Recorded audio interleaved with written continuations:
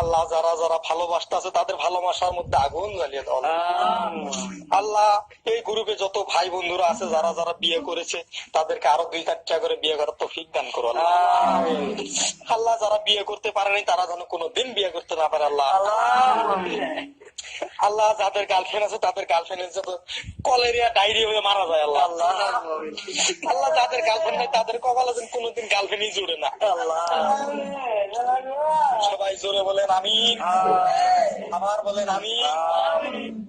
আমার মহান আল্লাহ, আপনার দরবারে একটা অনুরোধ তুলে দাঁড়িয়েছে আল্লাহ। হে আল্লাহ, এই আসামে কত সুন্দর সুন্দর যুবতী বানাইছেন আল্লাহ, তার মধ্যে যদি একটা যুবতী আমাদেরকে দিতেন আল্লাহ।